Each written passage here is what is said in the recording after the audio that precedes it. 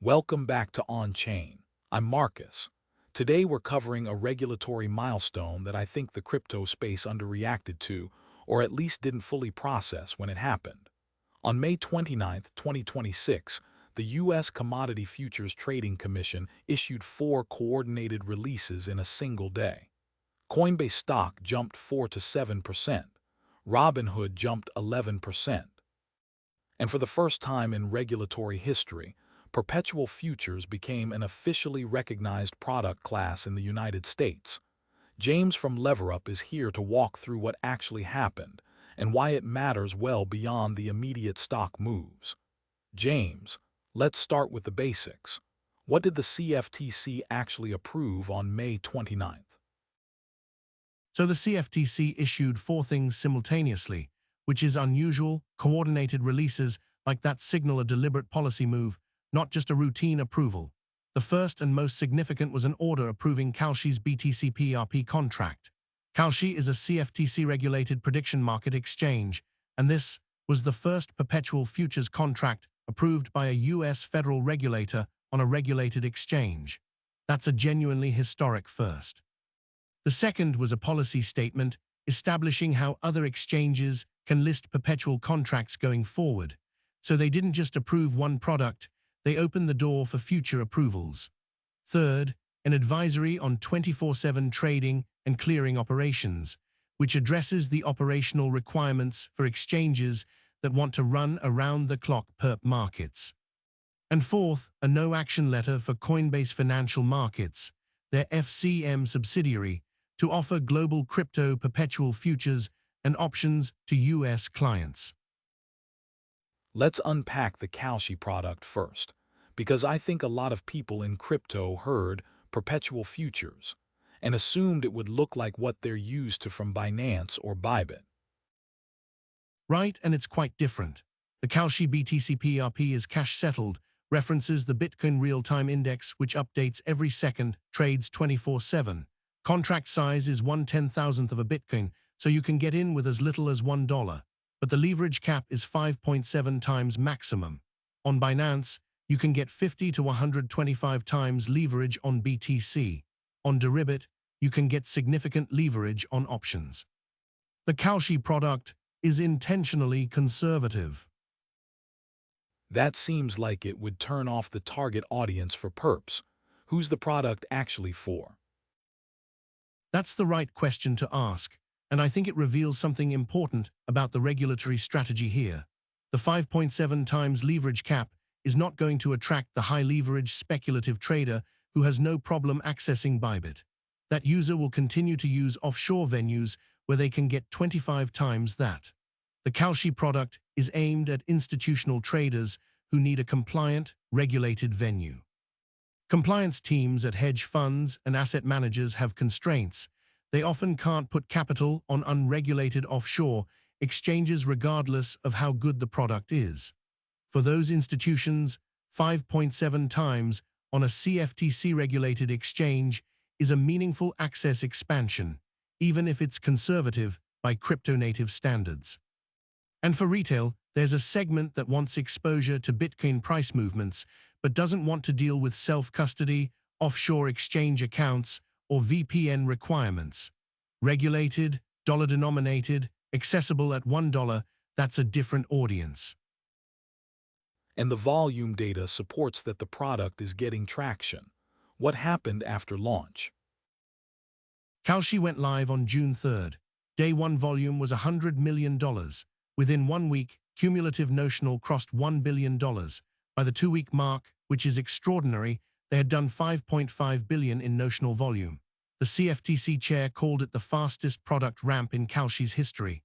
Now, some of that is novelty effect. Being the first mover on US-regulated perps attracted attention, but the institutional interest appears to be real. Kalshi is already planning to expand to Solana, Ether, and a dozen additional cryptocurrencies. Let's talk about the Coinbase piece, because that's structurally different from what Kalshi did. Very different. Coinbase didn't apply to be a designated contract market, which is the license that would let them run their own exchange for futures. Instead, their subsidiary, Coinbase Financial Markets, registered as a futures commission merchant, and got a no-action letter allowing them to route orders through Coinbase Bermuda, which connects to Deribit FZE. Coinbase acquired Deribit for $2.9 billion in 2026. Deribit has over $31 billion in Bitcoin options open interest. So what Coinbase got approved is essentially U.S. institutions can now access Deribit's liquidity through a CFTC-supervised entity. The approval also permits digital assets, Bitcoin, Ether, stablecoins, to be posted directly as margin collateral. Prior CFTC guidance had restricted this. That's a meaningful change for institutional treasuries that want to use crypto assets as collateral without converting to fiat first. That is actually a big deal. Why did prior guidance restrict it? There were concerns about collateral volatility. If your margin is a volatile asset and the market moves against you at the same time your collateral is losing value, you can get into a cascading problem. The CFTC had taken a conservative view historically. The change doesn't eliminate those risks, but it establishes a framework where regulated entities can manage those risks rather than blanket prohibiting the practice. It moves from no to you need a risk framework for this. Let's talk about the broader context, because this didn't happen in a vacuum. What changed that made this politically and regulatorily possible in 2026? A few things converged. The post-election environment shifted the CFTC leadership. Chair Michael Selig's statement when announcing the approvals explicitly tied them to cementing America as the crypto capital of the world. That's direct political framing. In January 2026, the CFTC and SEC announced Project Crypto, a joint initiative for coordinated digital asset oversight. In March, they signed a formal MOU. The May 29th releases were the first major concrete output of that coordination. And importantly, the prior regulatory void had a documented cost. $86 trillion in annual notional volume in crypto perps was flowing offshore. That's not a fringe market, it's larger than most commodity futures markets. The CFTC's own chair acknowledged in his statement that the prior approach was a misstep that caused American trading activity to predictably flow to foreign venues. So the $86 trillion number is the offshore perps market.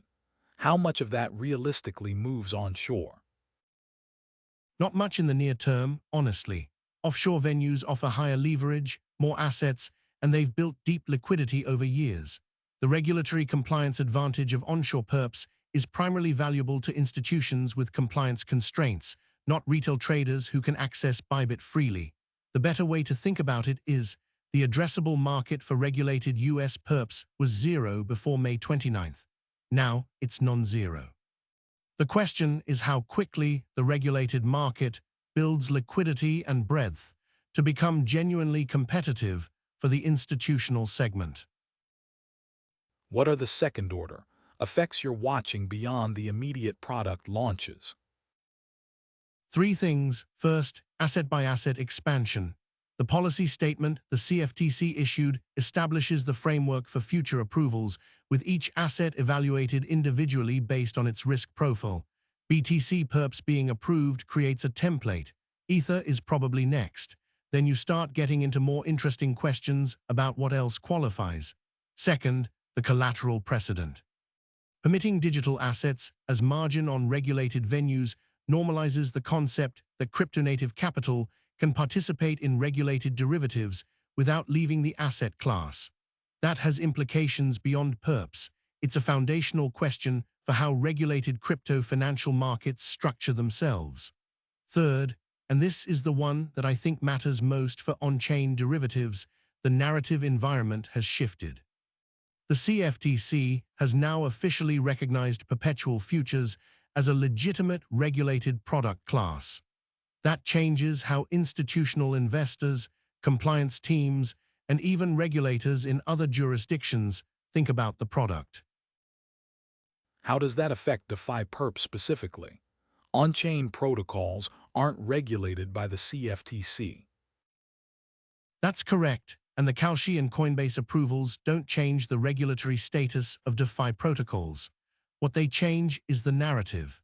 For years, Perpetual futures existed in a gray zone, clearly popular, clearly serving real market demand, but regulatorily ambiguous. That ambiguity influenced how institutions thought about the product category broadly. If the product is seen as inherently regulatory problematic, institutions stay away from the whole space, including DeFi. Now that the CFTC has essentially said perpetual futures are legitimate, they belong in regulated markets, we just need the right frameworks. That removes a layer of institutional skepticism about the product class itself. Institutions that build familiarity with perp mechanics through regulated venues develop the conceptual infrastructure to engage with DeFi-native perp protocols as well. So it's a legitimacy spillover. That's a good way to put it.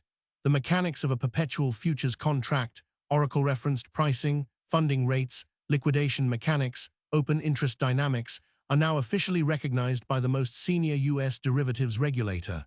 That has implications beyond any specific venue. For LeverUp, what this means is that the institutional familiarity with perp mechanics is going to increase. More institutions are going to be comfortable with the product category. And when they start looking for high-throughput, DeFi-native perp infrastructure on chains like Monad that are built for Oracle-referenced trading at scale, that's where protocols like LeverUp sit. Any risks or concerns about how this plays out? The main risk is fragmentation. If you end up with a regulated US onshore market and a parallel offshore market, and the regulatory pressure eventually forces US traders to use only the onshore venues, they get lower leverage and worse selection than offshore users. That creates a competitiveness problem over time. The second risk is pace. The CFTC said they'll evaluate each asset individually. That's prudent from a risk management perspective, but it could mean the US market stays behind offshore venues by years on asset breadth. At some point, traders will choose breadth over compliance if the gap is large enough. James, this has been a genuinely useful deep dive. Thanks for putting the regulatory context around what a lot of people wrote off as a stock market story. Thanks, Marcus. The stock moves got attention, but the structural change is what matters over a 2 or 3 year horizon. That's the on-chain way of looking at it. I'm Marcus, and we'll see you next time. Link to the full analysis in the description below.